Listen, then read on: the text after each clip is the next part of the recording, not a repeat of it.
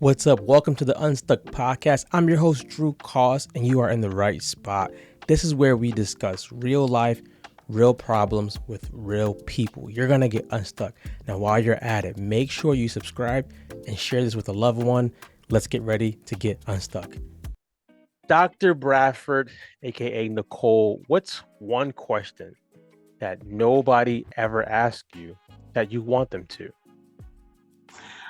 Well, I guess I would say my question would be, and now you're saying personal or on a podcast? Let's do personal. Personal. I guess the question that I would want people to ask me would be, what activity did you participate in when you were younger that no one knows about? So I have to ask the question now. What activity did you participate in that no one asked you about? Well, believe it or not, when I was growing up, MJ was, of course, the number one man. Mm-hmm. And so I would always go to the Michael Jackson lookalike contest. And so my mom was like my momager at that time back in the 80s. And I had my curl and my jacket and my moves. And she would push me to the front. And so I was able to go to a lot of the Michael Jackson lookalike contests and dance. Wow. Wait. So what was your favorite Michael Jackson dance? The moonwalk, of course. The moonwalk. Yes. Now, you might know it because you might be a bigger Michael Jackson fan than I am. I do love Michael. I heard he wasn't the originator of, or the inventor of the moonwalk. It was somebody else that they said he got it. I don't know how true it is, but it surfaced a couple times. And if you were, maybe you might have known, but I was like that. I believe he was the first. I think he's the one and only. Oh, we'll say he's the best. The best, okay. Because the other person couldn't have been that good because we don't know who he Exactly, see? We don't know who he is. So we're glad you're here. We want to get right into it so we don't waste any of your time. Let's talk first about the book that you wrote. What inspired to that? But what actually inspired you to finish writing the book? I think life. I kept running into so many brick walls and having challenges in life. And for me, I've always been the underdog. I've always been different. And I started, if you've seen my bio, I'm from Austin. And, in Austin, they say, keep Austin weird. So, of course, wow. I've always, yes. I didn't know that. They do, yes. Wow. We're a little different in Austin. And so I've always been different. And so this book is very important to me because my integrity, I believe at times, have set me apart. Because there are situations at work or situation with friends and in life that would occur. And I couldn't just hold my peace and go along to get along. I had to speak up. I had to say something. And so the title, My Soul Is Not for Sale, I believe has been inside of me for years and years because I kept questioning myself. Why when I go into situations and let's say, for example, they say, diversity, we love diversity and we want it all here. But then you go and you're more of a face and not a voice. You're just a face and not a voice. And so I would question some things and that was not popular and that's not what you should do. And so I wondered, why am I running into these situations? You said that. And so we should be able to discuss that and it should be okay when it really isn't. And so I had to tell myself, it's okay, Nicole. You have to understand your soul is not for sale. You have the integrity, you have your morals and your values. And if you see something, you're going to do what they told us many years ago. You're going to say something. And so the title is My Soul Is Not for Sale, Removing the Lies, the Labels, and the Limitations. And so that's very powerful because when you think about that, we're all told different lies and we all have these labels. When you speak out, you're a troublemaker or you're labeled, oh my goodness, don't deal with that type of population. They're dangerous. And so sometimes the limitations are limitations we put on ourselves. And so this book, gives you some strategies, some takeaways. It gives you examples. So if you are someone that's dealing with, my integrity, why is it tough for me in relationships, my workplace, then it gives you some strategies on how to work with different individuals and how to become successful in those work environments and in relationships, but at the same time, holding on to your integrity and who you are. Man, if we ended the podcast on that, what makes you have this internal conviction that you won't sell out? I think it's a part of who I am and also my faith. It's something that I was born with. It's something on the inside, and it'll convict me because you know what's right. You know what you should say. Mm-hmm. And so in the book, I talk about some of the hush money, and not so in the world that it is in our society today. But I think some of us, we think about, well, I get that paycheck on the 1st and the 15th. I would say something, but I need my check. Ooh. And then you'll go into the break room and you'll tell the person that's outspoken, I can't believe they're doing that. I'm glad you're doing it. It makes a lot of sense. Power to you, and you keep going. Don't give up. But then you walk out of that break room and I ain't saying nothing. They're not gonna mess with my 1st and my 15th paycheck. And so that keeps us quiet. And that helps us to conform instead of doing the things that we need to do, which is to stand up. And then there's an area in the book that I talk about, the flush method. And so I'm the youngest of 6 kids, and my sister right before me would always tell me, Nicole, when you're having different situations that you're struggling with, I want you to go and have your private time. So she would tell me, you get a roll of toilet tissue or whatever, a piece of paper, and you write down things that are stressing you out, that are overwhelming you, things that you're having problems with. You review it, you reflect on it, you pray over it, and then I want you to ball it up and I want you to flush it, and you got to release it. And so it's facing life's unpleasant situations and heal.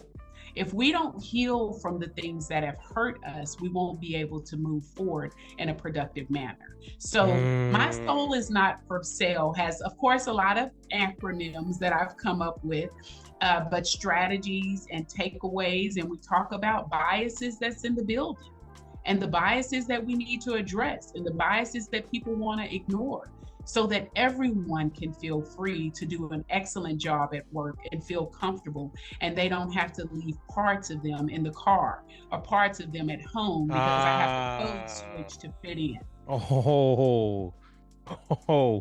So that, to me, hearing that, I immediately think shrinking or having to hide, because if you bring your full self, something is going to happen. Now, do you see that happen with people often? Oh, most definitely. Yes. And in the book, I have lots of examples. And I provided those examples so people won't think, well, it's just me. Something's wrong with me. There are other people that are courageous enough to stand up and say, this is not right. When we're making our airplanes, we have to speak out when there's a lot of things that's going on in our society. And if we didn't have those individuals that were courageous enough to stand up, where would we be as a society? So it's just bringing us back to our core values when we're living in a society where any and everything goes. Dr. Nicole, with this book, is there a workbook to it? Yes. Okay. Is there like a community around this book also? I'm trying to drum up the interest. I'm trying to get my tribe, my peeps. I love it because I think with like social media and society now, no one is standing for anything. It's more so like, let's just mesh. And you use scripture, so I take it you're a believer. It's a scripture that I love that talks about, being not conformed to this world. That's it. But being transformed by the renewing of our mind. But how do you stay so strong and not conforming when everybody else is conforming around you? Well, I think, again, it goes back to when I was younger. I've always just been different. And if I blended in and I was like everyone, I thought something was wrong with me because I don't want to be like anybody else. And also, it's in my religion and how I've been trained because we're supposed to be set apart from the world. But I do like people to understand and to know, just like I used to tell my children that when they were younger, I'm human. I have my good days and I have my bad days. It hurts when people will look at you and say, oh, well, she's the one that went to HR or she's the one that spoke up, knowing that when we're not in that space, you're the one texting me behind everybody's back saying, if more people did that, and it's always a caveat. If I didn't have X, Y, and Z, I'd stand with you. If, and we have to stop the ifs and we have to come together and start going back to our norms and our values and what makes us unique. About the book Building This Community, you mentioned that in your younger years, you felt this, like yes. We're going to do these things. Where did that come from? I really don't know. I think it's something that's been placed inside of me. I'm the youngest of 6 kids. My parents started in very humble beginnings, and I was the only one that went to college. And I don't think it's anything that was different about me. We all had the same opportunities, but I think it was just that I wanted more. And growing up in my home life, I saw things that were not the best. I did grow up in a dysfunctional household. So I witnessed some domestic violence. Unfortunately, I had individuals in my family that would go in and out of the criminal justice system, selling drugs, things of that nature. And I just wanted something different. I wanted something more. And I think that's what we all have. We have that passion inside of us. And that's why I have the company Maintain the Flame. When you were young, you'd be in the store and you'd be dancing and singing and enjoying life and didn't care who was around you. But then you become this adult and we're always looking over our shoulder. We're always trying to, okay, are they doing that? Well, what new car did they buy? Or we're looking on the social media and we're scrolling so much, we don't even know how to talk to each other anymore because we're trying so hard to fit in. And that just didn't work for me because I thought if I'm fitting in and I'm trying to be like everybody else, then I need to take a closer look at myself and what really fits Nicole. And so I truly believe my soul is not for sale has always been inside of me because that's my battle cry. And that's been the way that I live my life. And it's hard. It's very hard. You said something that you grew up in a domestic home. How did you heal from that? Because people who usually face those things or see those things, it usually doesn't become, they don't become a positive person. Sometimes they become exactly what they saw. How did you heal from that?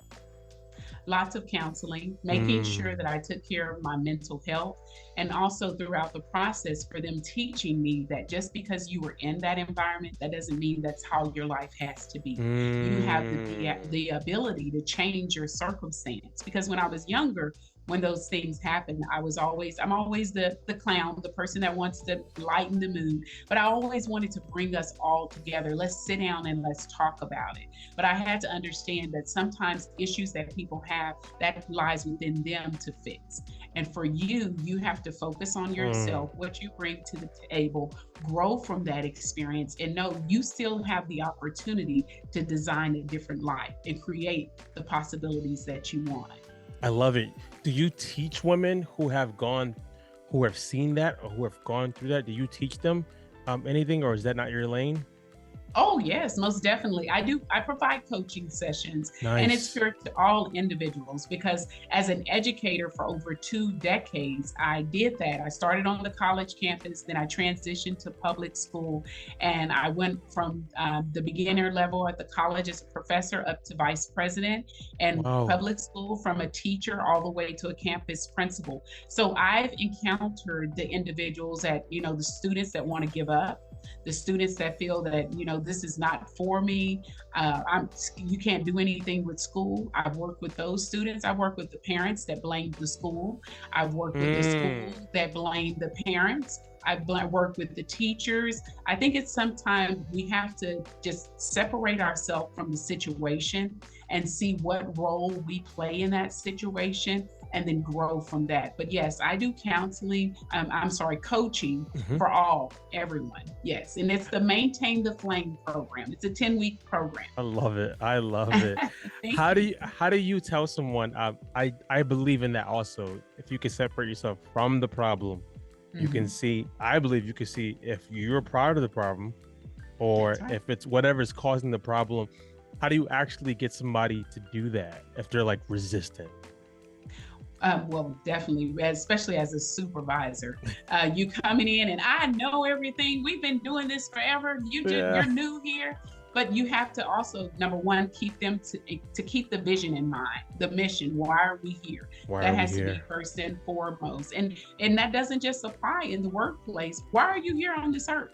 What is your purpose? Your purpose is not to settle. Your purpose is not to sell out. You have more inside of you. You have that potential. So let's go back to that inner child. Let's go back to that little Nicole with all of those dreams and desires, and let's reignite that flame so that we can get you to the point that you're going to push yourself to go for more and not settle. I love this. What does Nicole do to refuel herself? Because you give a lot, you coach, you're author, you do a lot of things. What do you do to refuel yourself? Well, of course, I spend my time daily with my God. I have good faith, and I'm that's huge for me. And secondly, I just love being with my family. I have 3 amazing children. Nice. My daughter is a teacher. She graduated from Hampton. Nice. My son graduated from Angelo State. He's working on his master's and his last season of football. And my baby's at UNT. And so my husband and I, with our family, we just spend family time. We pour into our kids, watch football games, of course, the Cowboys. And as long as I have my Cowboys and they're winning, I'm on top of the world. I love it. I love it. With all you do, you talked about refueling yourself, about the book, about your coaching. Let's say something happened, you weren't able to coach anymore, you couldn't write anymore, you had to pick a completely different career. What would it be? Completely different. Can't go back to education? Can't go back to education, no coaching. You could go back to being the Michael Jackson copycat if you want, but you can't go back to the careers and the things that you do now. What would you do? It has to be something involving people. I have to connect with people. Relationships are everything for me. My passion has always been rooting for the underdog. So maybe I am the president of an organization where I'm helping out marginalized children to realize their potential. And then in the same time, working with those parents so that they understand your role as a parent and the influence you have on their lives. So why it's so important for you to get your stuff together, because you're impacting the next generation. I love it. Nicole, when did you feel like, when did you discover that God put you on earth to do this type of work? I think I was always on the college level, and I started there, and I liked people. And I guess at church, we used to do missionary work, but my mom always said, you need to go into school. And I was like, oh, no, ma'am, I am not going to that school building. But she knew it. She knew that I loved in Sunday school. I was volunteering to teach, and I loved helping out others. So I just think there is different signs along the way.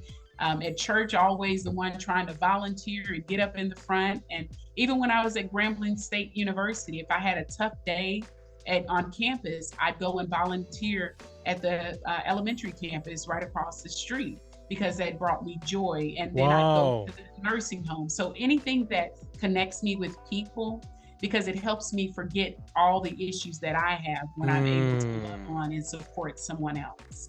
This is amazing because we see nowadays that people are not trying to be around people. Yes.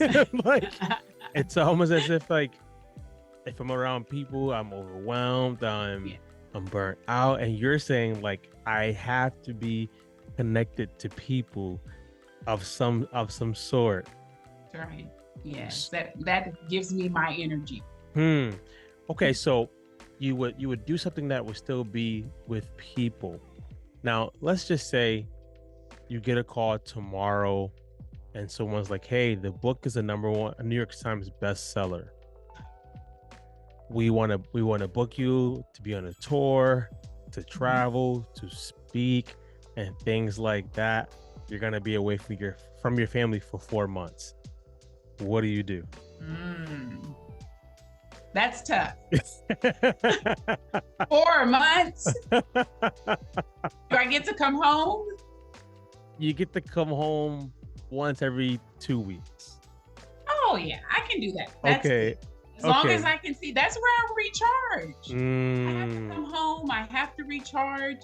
I have to connect with my babies and my family and make sure that they're good. But yes, as long as I can come back home and recharge, oh yeah, I can do it. You know why I asked that question? Because if you gave a quick answer and was like 4 months, absolutely, I'm out. I'd be like, that might be that might be alarming. If you get to a 4-month spurt and not see what you consider to be like your support system and your charging station. Nicole, what would you say to, let's say you meet an African American lady, she's about 18 years old. She's like, I'm struggling to find my purpose. What should I do? Because I'm looking at you. You've done a lot of good work. You found what you should be doing. What advice would you give her? We're going to sit down and we're going to go over things that makes her happy. What do you enjoy? What makes your eyes just sparkle when you hear this word, or if someone puts you in this position? And once we identify at least 2 or 3 things that she loves to do, then I'm going to recommend you need to go and volunteer. You need to go in that space so you can see if you truly feel comfortable in that space. And then we're going to come up with a plan for her to start walking towards her dream. If you were in this space, if you could have one position or one opportunity, what would it be? And then we're going to try to make sure that that's a reality for her. But the dream is within all of us. We were all given gifts. And we just need to tap into those gifts. We have to reignite that flame. And we've got to protect that flame with everything that we have. So that means when the job says, hey, I need you to stay a couple of more hours, wait, my flame, I got things that I got to do for me. Because if something happens to this job, y'all gonna be okay, but my family may not be. Or I may have some regrets of things that I missed out on by making sure that you were the priority. So making sure you have those healthy boundaries, setting priorities for your life, and going for things that terrify you, that you fear the most. Those are the things that you should pursue. It's amazing because you mentioned that you would coach her, that you would let her see it's already inside of you. Let's pull it out. My last part of this interview, and it's amazing hearing someone with so much, not just good information, but refreshing information. Not the whole gotta just grind every day, all day. Gotta just hustle culture. It's good hearing someone with the wisdom of God and the favor of God. Yeah. The last part is rapid fire questions. So I ask you a couple questions. They're off the wall. You answer them as fast as you can. There's no right. Okay. And she's ready. I love it. And there's no wrong. Okay, so first question is, you have unlimited resources, unlimited money. Where do you travel for a week? Tahiti. Oh, tell us why. It is so beautiful, and I want to live in one of those huts on the water. Oh, wow. Oh my God, and wake up like that. Oh, yes. Beautiful. Wow. Okay. Okay. The Dallas Cowboys is in the Super Bowl. Who are they up against, and how much do they beat them by? The Saints, and the score is 49-0. I love it. I love it. All right. If you could be any superhero or famous character you've ever known in your life, who could it be and why? I would like to be, what's the man in the suit like this? What's his name? I love him. Is it Flash? Iron Man. Iron Man. Tony I Stark. love Iron Man. My son hates it because he loves Superman and he's 23, but I'm an Iron Man girl. And he can go anywhere and do anything, and he has a protective suit. I want to be Iron Man. That's the first I've got, Iron Man. Everyone usually says Superman or Batman. Mm-hmm. Iron Man, okay, I respect it. Okay.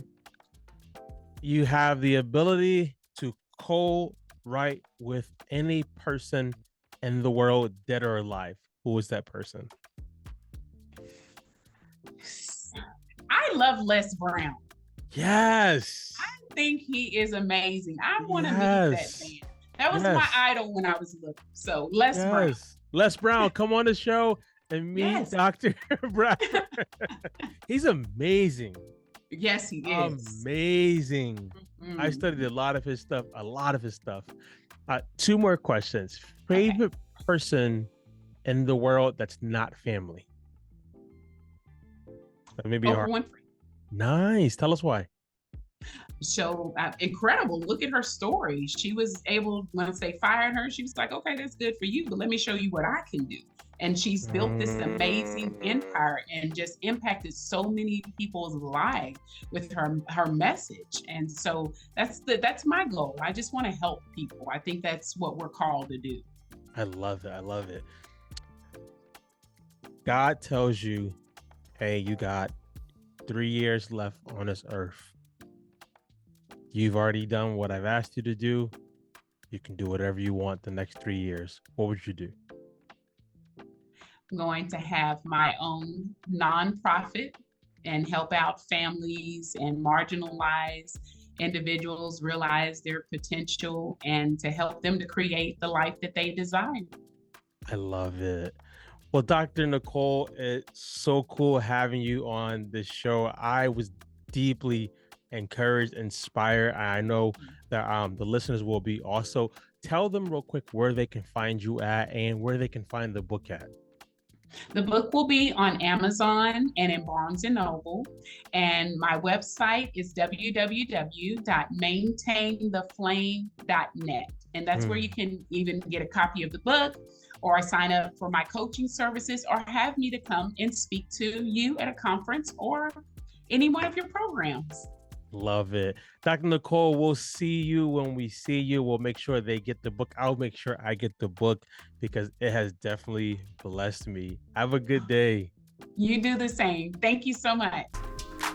I cannot say thank you enough for listening to this episode. Do me a favor, subscribe and share it with a friend. Okay. Help us help more people as we share a message of getting unstuck with real life problems with real people solving them.